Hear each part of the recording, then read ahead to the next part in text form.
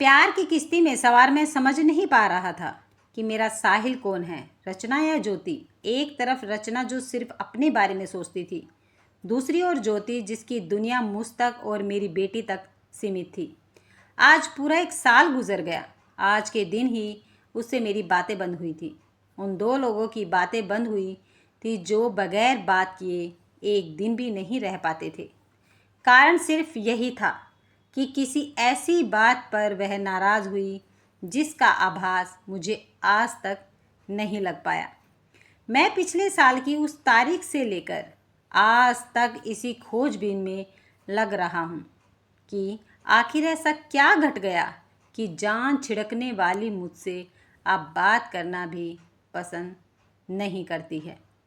कभी कभी तो मुझे यह भी लगता है कि शायद वह इसी बहाने मुझसे दूर रहना चाहती हो। वैसे भी उसकी दुनिया अलग है और मेरी दुनिया अलग।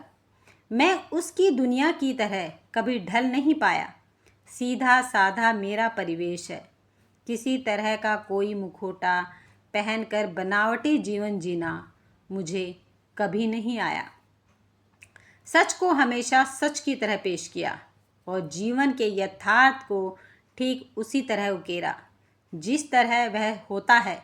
यही बात उसे पसंद नहीं आती थी और यही मुझसे गलती हो जाती। वह चाहती है कि दिल बहलाने वाली बातें, उसके मन की तरह की जाने वाली हरकतें, चाहे वे झूठी ही क्यों न हो, चाहे जीवन के सत्य से वह कोसों दूर हो, यही मैं मात खा जाता रहा हूँ। मैं अपने स्वभाव के आगे नतमस्तक हूँ, तो वह अपने स्वभाव को बदलना नहीं चाहती। विरोधाभास की यह रेखा हमारे प्रेम संबंधों में हमेशा आड़े आती रही है और पिछले वर्ष उसने ऐसी दरार डाल दी कि अब सिर्फ यादें हैं और इंतज़ार कि उसका कोई समाचार आ जाए। जीवन को जीने और उसके धर्म को निभाने की मेरी प्रकृति है, अतः उसकी यादों को समेटे अपने जैविक व्यवहार में लीन हूँ। फिर भी हृदय का एक कोना अपनी रिक्तता का आभास हमेशा देता रहता है। तभी तो फ़ोन पर आने वाली हर कॉल ऐसी लगती है मानो उसने ही फ़ोन किया हो। यही नहीं, हर एसएमएस की टोन मेरे दिल की धड़कन बढ़ा देती है।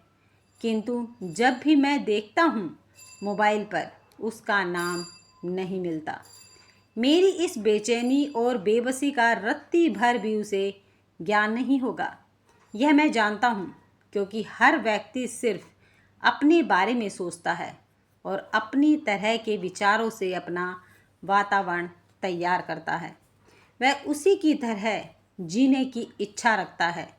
मेरे लिए मेरी सोच और मेरा व्यवहार ठीक है, तो उसके लिए उसकी सोच और उसका व्यवहार उत्तम है। यही एक कारण है हर संबंधों के बीच खाई पैदा करने का। दूरियां उसे समझने नहीं देती और मन में व्यर्थ विचारों की ऐसी पोटली बांध देती है जिसमें व्यक्ति का कोरा प्रेम में हृदय भी मन मसोज कर पड़ा रह जाता है। जहाँ जिद होती है, अहम होता है, गुस्सा होता है, ऐसे में बेचारा प्रेम नितांत अकेला सिर्फ इंतज़ार की आग में झुलसता ही रहता है, जिसकी तपन का एहसास भी किसी को नहीं हो पाता। मेरी स्थिति ठीक इसी प्रकार की है। इन 365 दिनों में एक दिन भी ऐसा नहीं गया जब उसकी याद न आई हो, उसके फ़ोन का इंतज़ार न किया हो। रोज़ उससे बात करने के लिए मैं अपने फ़ोन के बटन दबाता हूँ, किंतु फिर नंबर को यह सोचकर डिलीट कर देता हूँ कि जब मेरी बातें ही उसे दुख पहुँचाती हैं, तो क्यों उससे बातों का सिलसिला दोबारा से प्रारंभ करूँ। हालांकि मन उससे संपर्क करने को उतावला है, बावजूद उसके व्यवहार ने मेरी तमाम प्रेम शक्ति को संकुचित कर रख दिया है। मन सोचता है आज जैसी भी वह है, कम से कम अपनी दुनिया में व्यस्त तो है, क्योंकि व्यस्त नहीं होती तो उसकी ज़िद इतने दिन तक तो स्थिर नहीं रहती कि मुझसे वह कोई नाता ही ना रखे।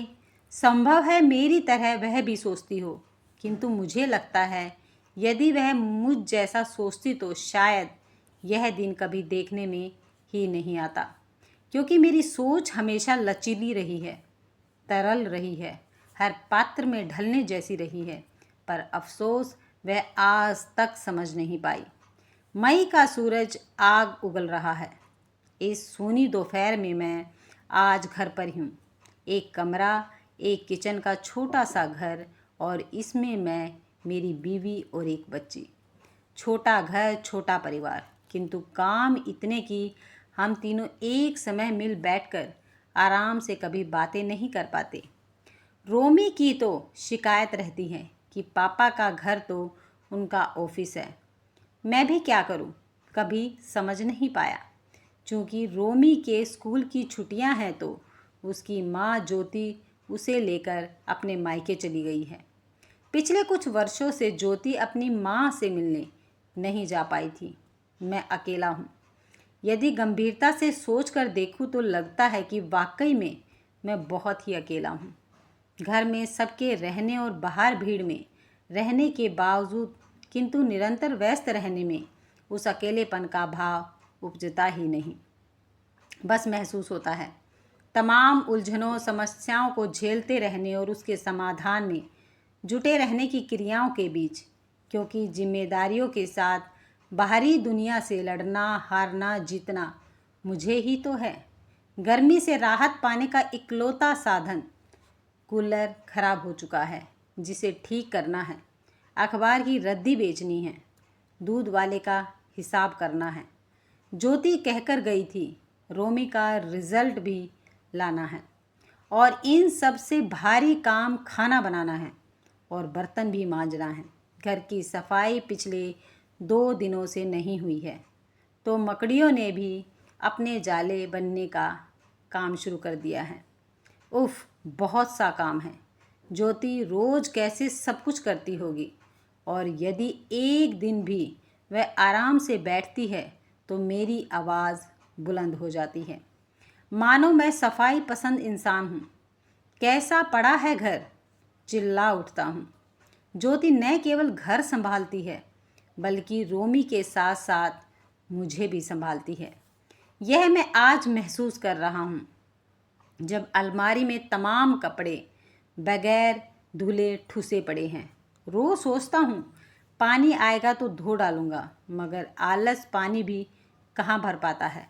अकेला हूँ तो सिर्फ एक घड़ा पीने का पानी और हाथ पैर नहा धो लेने के लिए एक बाल्टी पानी ही काफ़ी होता है। ज्योति आएगी तभी सलीकेदार होगी ज़िंदगी, यही मुझे लगता है।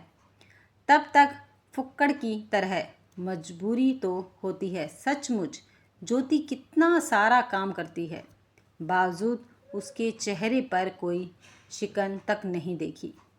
यहाँ तक कि कभी उसने मुझसे शिकायत भी नहीं की। ऊपर से जब मैं दफ्तर से लौटता हूँ तो थका हुआ मानकर मेरे पैर दबाने लगती है, मानो दफ्तर जाकर मैं कोई नाहर मारकर लौटता हूँ। दफ्तर और घर के दरमियान मेरे ज़्यादा घंटे दफ्तर में गुजरते हैं। न ज्योति का ख्याल रख पाता हूँ और न ही रोमी का। दायित्वों के नाम पर महज पैसा कमाकर देने के कुछ और तो करता ही नहीं। फ़ोन की घंटी खनखनाई तो मेरा ध्यान भंग हो गया। हेलो, हाँ ज्योति, कैसी हो? रोमी कैसी है? मैं तो ठीक हूँ, बस बैठा तुम्हारे बारे में ही सोच रहा था। अकेले मन नहीं लगता यार। कुछ देर बात करने के बाद जब ज्योति ने फ़ोन रखा तो फिर मेरा दिमाग दौड़ने लगा। ज्योति को सिर्फ मेरी चिंता है, जबकि मैं उसे लेकर कभी इतना गंभीर नहीं हो पाया। कितना प्रेम करती है वह मुझसे। सच तो यह है कि प्रेम शरणागति का पर्याय है, बस देते रहना उसका धर्म है। ज्योति अपने लिए कभी कुछ नहीं मांगती। उसे तो मैं, रोमी और हमसे जुड़े तमाम लोगों की फिक्र रहती है। वह कहती भी तो है कि यदि तुम सुखी हो तो मेरा जीवन सुखी है। मैं तुम्हारे सुख प्रसन्नता के बीच कैसे रोड़ा बन सकती हूँ। उफ, मैंने कभी क्यों नहीं इतना गंभीर होकर सोचा। आज मुझे ऐसा क्यों लग रहा है? इसलिए कि मैं अकेला हूँ। रचना फिर उसकी याद आ गई। लड़ाई, गुस्सा, स्वार्थ, सिर्फ स्वयं के बारे में सोचना विचारना, बावजूद मैं उसे प्रेम करता हूँ। यही एक सत्य है। वह मुझे समझ नहीं पाई, मेरे प्रेम को, मेरे त्याग को, मेरे विचारों को। कितना नज़रअंदाज करता हूँ रचना को लेकर, अपने छोटे से परिवार को, ज्योति को, रोमी को, अपनी ज़िंदगी को। बिजली गुल हो गई तो पंखा चलते चलते अचानक रुक गया। गर्मी को भगाने और मुझे राहत देने के लिए जो पंखा इस तपन से संघर्ष कर रहा था, वह भी हार कर थम गया। मैं समझता हूँ सुखी होने के लिए बिजली की तरह निरंतर प्रेम प्रवाहित होते रहना चाहिए।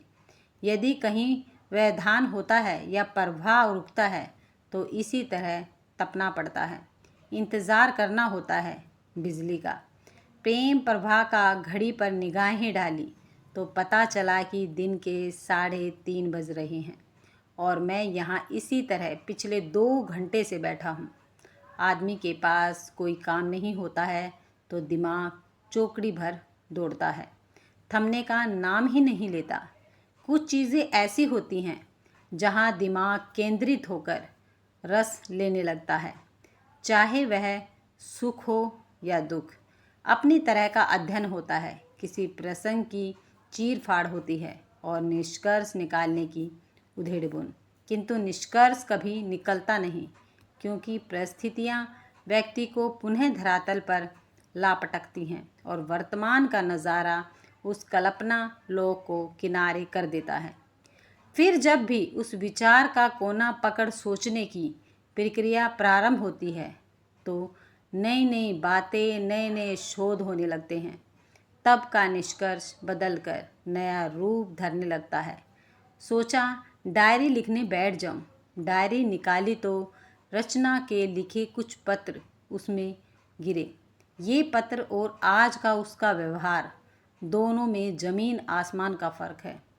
पत्रों में लिखी बातें, उनमें दर्शाया गया प्रेम उसके आज के व्यवहार से कतई मेल नहीं खाता। जिस प्रेम की बातें वह किया करती है, आज उसी के ज़रिए अपना सुख प्राप्त करने का यत्न करती है। उसके लिए प्रेम के माने हैं कि मैं उसकी हर एक बातों को स्वीकार करूं। जिस प्रकार वह सोचती है उसी प्रकार व्यवहार मैं करूं। उसको हमेशा मानता रहूं, कभी दुख न पहुंचाऊं। यही उसका फंडा है। अगर आपको ये कहानी पसंद आई है तो वीडियो को लाइक, शेयर और सब्सक्राइब करना मत भूलिएगा। मिलते हैं नेक्स्ट वीडियो में। तब तक खुश रहिए, मस्त रहिए और स्वस्थ रहिए।